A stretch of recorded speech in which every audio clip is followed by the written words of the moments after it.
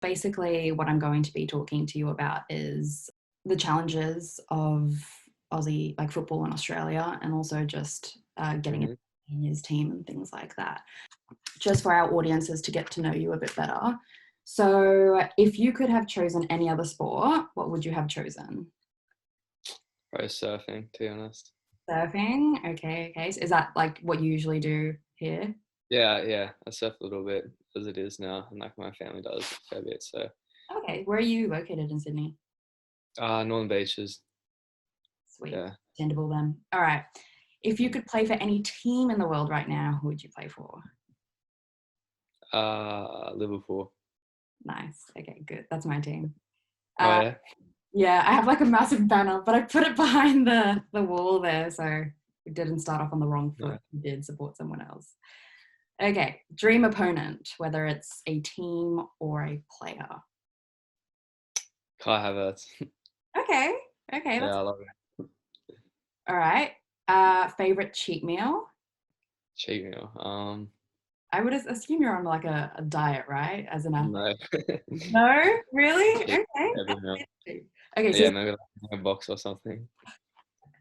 okay, nice. What is the hardest part of being a footballer, just off the cuff? I Nothing. guess in particular for me, like at the moment, like mental side, because at the moment, like I've been injured for a few months, Right. so that's probably the hardest thing I've had to do with it. Other than that, I think it's like I love it. But yeah. Yeah, nothing. It's just a dream to you. Okay, what is the best team to play against in the A League? Obviously, you play for Sydney FC. Who's the best team? What do you look forward to the most in the season? I haven't played a derby. I'd love to play derby against the Wanderers, Yeah. but I enjoyed playing against like Melbourne City just because they were like they kind of smashed us, but like it was very good. Yeah. Like learn at least. Yeah, got to. Yeah, I guess like the atmosphere in a derby is like mad as yeah, definitely. All right. Who are you backing in the current Euro games that are happening right now? Oh, I was backing France, but Oh, and also I was going for Holland because I'm like Dutch as well, like part Dutch. But yeah, they were no good as well. But now I reckon probably England or Belgium. I'll say Belgium, to yeah, be honest. What Belgium. about you? Nice. Yeah, I know France's loss against Switzerland. It was insane, but it was a good game. Okay, who's your best mate in the squad currently? Probably Paddy Wood, just because he's from the same area, and Oh, I've like known him growing up for ages. Yeah. good. Okay, most underrated player ever around the world. Oh, around the world, Yeah. maybe like Ozil or something. I Okay. reckon he was so talented, but he still could have offered so much more. Yeah, dropped off. Mm. Um, and then I want to know your thoughts on the proposed Super League that happened earlier this year. Like, as a fan of like football, do you like? As a fan, yeah, it's no good. Like it's all money based. As a commerce student, I get how obviously the owners are all interested in the money side of things. Like it's still a business. Yeah, Like that's one of the things I've realized from Sydney, like being in there. Like it is at the end, like, yeah, a lot of it is still like a business that like the fans and stuff don't really get to see that side of things. But yeah, to Super League, I definitely think it was bad as a whole for the game. But as business, a mm, good plan. All right, so we'll get into the actual questions now. I won't take up too much of your time, but yeah, it's just hopefully some easy questions for you. So I'd really love to know about like your younger self. How did you get into football? Kind of, who did you look up to growing up? Type of thing. Probably, I think like same with everyone. Like I guess my dad really just got me into it. He played a little bit when he was younger as well, Yeah. just for like the local rep team, like Manly United and that. So yeah, he just got me into it. And then growing up, I started loving it. Was always playing with my mates and always looked up to like Ronaldo and Messi, really same as everybody. Yeah. So it's like a So family thing. So kind of, yeah, pretty much. Yeah, I think so. is there a team that your family kind of supports as a whole, or is it kind of divided Uh, between people? Probably like nah, yeah, definitely like Liverpool and also Sydney FC in A League. But All right, sweet. Okay. Have you attended any international matches, whether it's here or overseas, preseason? as in like Australia and that. Like I've seen Australia play a few times. I don't think I've seen like a real big international game, like two European teams or anything before. No, I've seen like Chelsea play in the Premier League. Okay. That's probably the highest. level I've seen. Okay, nice. Yeah, And you pretty much said before that you support Liverpool, right? yeah, yeah. Cool. Who's your favourite player at Liverpool? Probably one Adam, Dutchy as well. Okay. Left as well. You must be heartbroken. Yeah, true. Actually, yeah, maybe not now. Actually, but what about you? Who's your favorite? Oh, I don't know. I feel like for like because like in 2018, I would probably say Trent. And growing up, I played that position as well. I was kind of Oh yeah, hot right back. yeah running up the wings and things like that. So and that duo like Robbo and Trent was like it's like the best thing. I think like that cross challenge that they had every year is just insane. So it was really, really entertaining. But besides that, probably Van Dijk. I feel like everyone would say Oh that. yeah, Or Matip. I don't know. I love all that's our it. defenses. How did you get into kind of the Sydney FC like youth, like the training and the upbringing of it? Did you get scouted or was it something? Yeah, like yes, I went from like I played Man United like since I was very young, maybe like 10, Yeah, and then I went into this thing under 14, it's called like Football New South Wales Institute. yeah, So it was kind of like the state team, and then the year after I joined, that was when like the Sydney FC Academy started. So they sort of like picked a lot, basically most of their team from the institute team. A lot of players came from there, so it was sort of yeah handy. Like basically, I got scouted because I was already kind of playing at a pretty good team at the time. yeah. And what age did you start playing at as well? Like what for Sydney or No, like just in general, like just for like club, your local club and stuff like that. oh like as soon as you can, maybe like 4, 5 under fours. Okay, it started young. Okay, cool. Mm. So I mean, I can imagine how difficult it would have been to make the seniors team at Sydney FC. Well, I mean, what I assume it was quite difficult. I mean, there was like competition to go up against. Yeah, yeah, Can you describe like the nature of pursuing a professional career in Australian football? Mainly because soccer isn't mm, kind of massive here. People would yeah, prioritize AFL or NRL and things like that. yeah. So, people don't see football as this crazy sport in comparison to others. Mm. I'm sure you've heard of the stereotypes and things like that. But what are the challenges and how competitive is it really? Yeah, no, I get it. I think like I agree with you. Like it's definitely hard to like break into it. There's like because it's like the highest participation sport as well in Australia, but not the most popular in terms of like viewership, everything.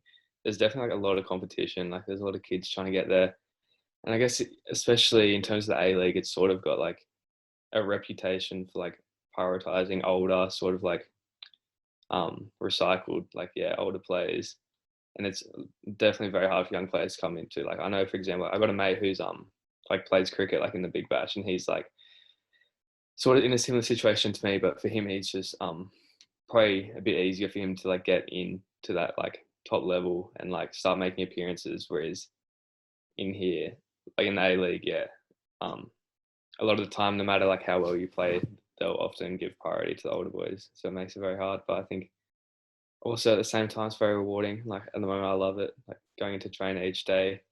Like yeah, Did you have like a kind of a challenge that stands out in your head when you were trying to kind of, I guess, prove yourself to be worthy of getting into the seniors team?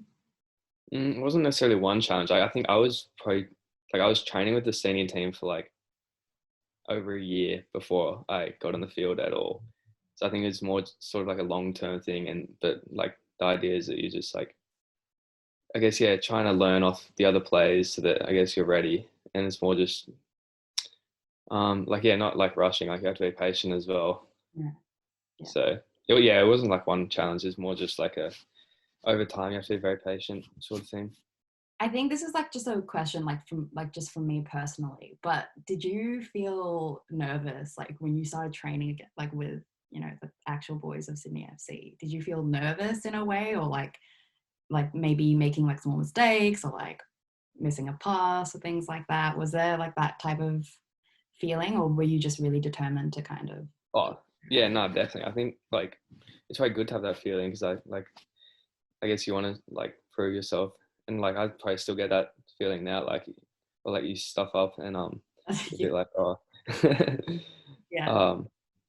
Yeah, I think that no, the like all the older boys in the team are so good in terms of that. Like, I guess they'll tell you like when you're doing stuff wrong in a nice way, and they'll also like encourage you a lot. And they're very genuine with all the younger boys, so it makes it a lot easier.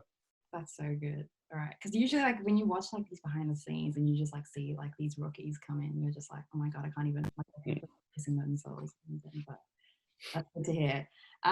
So, I mean, I would say you're kind of like a big deal in the A League. I mean, you scored your debut. That's massive. Um, what's the feeling? Like, can you describe, I can't even imagine how probably you can't even put it into words, but can you describe the feeling of scoring on your debut in front of your entire fan base? Yeah, no, I couldn't believe it as well, to be honest, because like it was after like the ACL comp as well, and I was like, yeah, already quite happy with how I went in terms of that over in Qatar, and that was like in front of like zero supporters because all the COVID stuff, and then um, yeah, I honestly couldn't believe it, to be honest. Can't really put it into words. I just didn't expect it to go that way, but Cool. I also think I can't really get too hung up on like one thing, you Yeah. know. But I mean, I feel like, well, maybe this is just from like someone who like is passionate about football. I mean, like watching like just, someone score on their debut, it's just something to appreciate. So Mm. yeah, I can imagine how excited you were feeling. So I'd love to know what your dream is now. Obviously you're recovering from a back injury and Mm. things like that, but do you wish to stay in the A League more, get your minutes up, or do you aim for international competitions, La Liga, Premier League, Bundesliga, anything like that? That's pretty much exactly what like I want to do, and like I think it's a good thing for a lot of people to aim like to get overseas. But I think first it's pretty important that you do get like a decent amount of games over here. Like at the moment, I think I played like 13 games in total. But like yeah, for me, my aim I guess is to like play next season out and then try to yeah move overseas to. I think it really like there's a lot of places overseas you can go that will really help you if you do well. Like for example, I can go to Europe and it helps because I got like a Dutch passport. So I guess that's what I'm sort of aiming for. Okay, so you have citizenship in like two places. Yeah, yeah. Oh, that's mad. So would you mind like, I mean, I feel like you would kind of take any opportunity you could, but like maybe like championship teams, like maybe not necessarily in the actual league, a few teams or relegated teams playing to get into those major Oh, tournaments. and the champion, yeah, 100%. Yeah, I think that's why it's like so good in Europe. Like, yeah, you can go to championships and the standards play like twice as good still as A League. Yeah. Even like in a lot of the other European countries, like the Dutch like second division, you can go and work your way up slowly. Like Bundesliga too. Yeah, that's why I think it's very good over there. It's probably something Australia needs to end up doing. They're definitely like Yeah. wouldn't be ready for it yet, but in the future, hopefully. Yeah, I totally agree. Um, so yeah, so you would consider transferring clubs if the opportunity were raised. What do you think the main difference is between the Premier League and the A League? Obviously, besides the difference of history and fan bases. The A League has been around for a while, and I feel like there was like a peak. I mean, you can obviously disagree as Mm. well. I feel like there Yeah, was, no, yeah, like that Del Piero kind of stage where. yeah, like Mm, 2011, 12, 13, mm, the players actually were good and like they actually were mm, winning like their games. And you had the RBB and then the Cove and things like that. There was some real competitiveness to it. But I feel like in the previous years, it's kind of fallen off in a way. mm. Is that maybe because of regulations or like banning things? I know like for the RBB, like something that was really massive was banning the ways that they showed their support, whether it's for the better or for the worse. But is there a main difference, you think? Like how do you think we can get the A League to be as good or maybe just get closer to something like Yeah, yeah, no, that's like I don't know. That's such a hard question. I guess that's what like all the owners are like trying to figure out now as well. Because yeah, I definitely remember back in the day, like going to the derbies and there'd be like 30 or 40,000 people, and it was like insane. It's definitely a big difference. Like if you compare it to like Premier League, obviously there's a lot more money over there, so they can attract better players, which then in turn like attracts like more fans, and also it's just, yeah, like more of, it's a whole different culture over there, I guess, where their like life revolves around football. In terms of Australia, yeah, I mean, like NRL and AFL and stuff is still so big here, but yeah, it does seem like we're falling off.